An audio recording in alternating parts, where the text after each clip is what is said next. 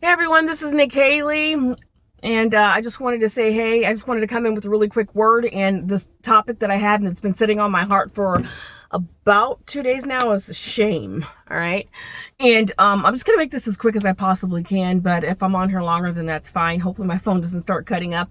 I just wanted to share with you really quick how the enemy's tactic and how they will use things to prolong shame in your life. Now, I'm going to give you a little example. I had just the other day, I was extremely exhausted, and I literally, I know from me for a fact that that is a door for the enemy to get into. And if I'm not careful with my sleep pattern and I stay up way later than what I should, it becomes a struggle for me because I'm not resting my mind and my body like I'm supposed to. Therefore, sometimes you may actually encounter the old man. The old man may try to rise up, and it's our job to fight the good fight in faith. It's our job to slay that thing. It's our job, and our responsibility to loose the axe and cut it off at its root. But with that being said, even when you do that, this is exactly what the enemy is waiting for. This is exactly what your opponent is actually looking for, searching intently, searching to the point that they actually have to search for something. They dig for something on you because there's nothing better else for them to do. You know what I mean? And if they can catch you in a weak and vulnerable moment, then they'll use that opportunity and they will use it. That's what it says. It says the enemy comes at an opportune time. All right. He's not going to wait for you to be strong-minded and perfectly at will. No, he comes in at an opportune time to get people, to round people together, or whatever tactics that they can use to get people to see you in a different light, to see you in a different way. All right. And here's the thing, like, everyone has flaws. I don't care who you are, from the greatest to the least of them. And for anyone to think not, I don't know what box they come out of, but people want to display themselves as absolutely perfect or as an angel, but that's not the case. In our human flesh, we have flaws. No one perfect person is perfect. Okay. Now, the thing of it is that, but this is exactly what your opponent is waiting for. This opportune time to see you at a vulnerable moment, or just that you had one moment where you were actually flawed for that instant and moment. But no, will they let it go? Absolutely not. What they do is they get on their little pedestal that they're on, okay, sniffing themselves, because that's what they do. All right. And I don't mean to be grotesque with it. I'm just simply stating this is how it is. And when you just know that when we in our humanity, there are times when we will fall short. I don't care how redeemed we are. Okay. And just know that, the enemy wants to take that shame and prolong it and carry it on. Well, the word of the Lord is, there is therefore no condemnation to those who do not walk according to the flesh, but according to the Spirit. So we have to know, okay, whose we are. And so it is up for us to fight the good fight in faith. And you just have to understand that people will, it doesn't matter, because in the beginning they hated you without a cause in the first place. Because you shine bright, because you speak boldly, because you are who you say you are, because you are who he says you are. Okay. And they don't like that, but we want to do our best not to become bitter at the fact that they found a moment or a weak moment in our lives to display that and try to hang out somebody's dirty draws. That's what they do best. Because the truth of the matter is, they can't sleep without trying to find something on you. All right. So, watch this here. I'm going to go to sleep when it's time to go to sleep. I'm going to get my rest. All right. So just know, no matter what it is, no matter what it is, we keep pushing, we keep striving forward, and forget about what the naysayers say about you. All right. Biblically speaking, it actually aligns to the word. He says, your close relatives, your people that you love, your friends, all of, those people will begin to turn against you. Now, that doesn't mean that that's what it always has to be. It just goes to show the time and era and day that we're in.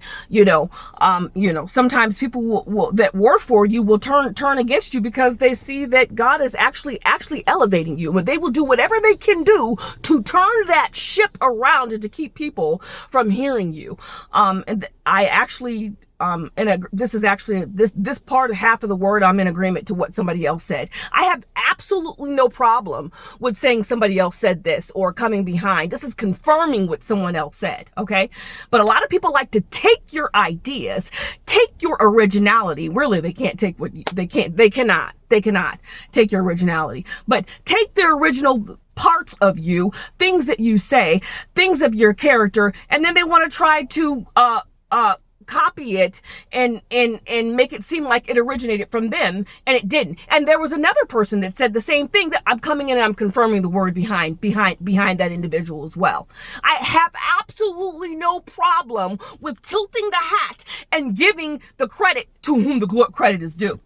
I have no problem. And you know what that stems from? That stems from people coming behind you and actually taking your work, taking the things that you've done. Some things they literally cannot imitate after you, and they hate that. They actually hate that they can there's a point that they actually get to where they actually can no longer imitate you. But then there's other times where they just cheat, steal, copy, whatever they can do to mimic you, mock you, okay, and then turn around and make it seem like it truly came from them. I have no problem tilting the hat and giving the credit to who said what, or letting someone know that it didn't originate from me. I'm just coming in and I'm confirming this word that they duplicate. They try to replicate, and it's because they have no authenticity of themselves. All right. So they want the attraction that you might get.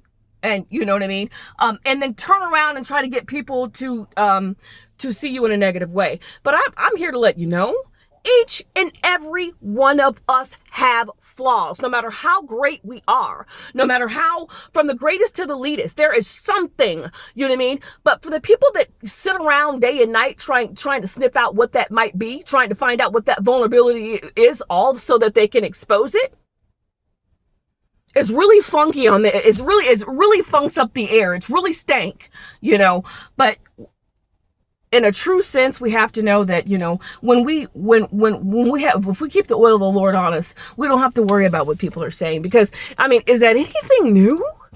No, that's nothing new. That's nothing new, but we are new. Okay. Daily we are made new. So when we walk in that, we don't have to worry about the little, a moment that we stumbled over. All right. Because that's what they want to keep you in, keep you down, keep you frowned upon, keep you in that kind of like, when the devil is a lie. Okay.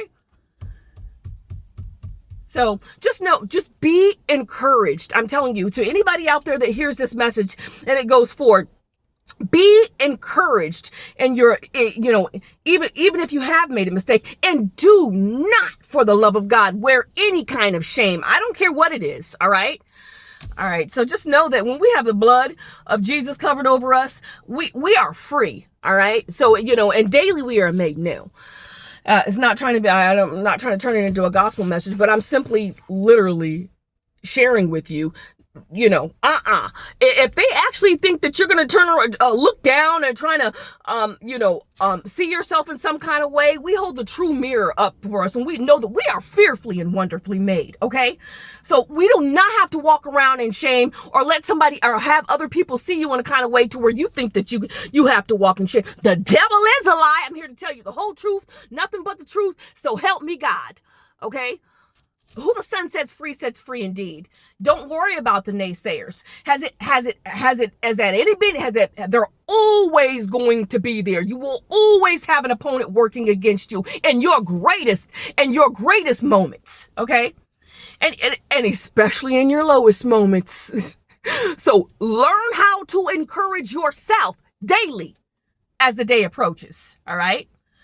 All right. I just want you guys to be encouraged, and don't worry about the little things. All right. Keep the will of the Lord on you, and keep yourself in his warm embrace. All right. That's all I just wanted to let you guys know. I love you guys out there. Be blessed.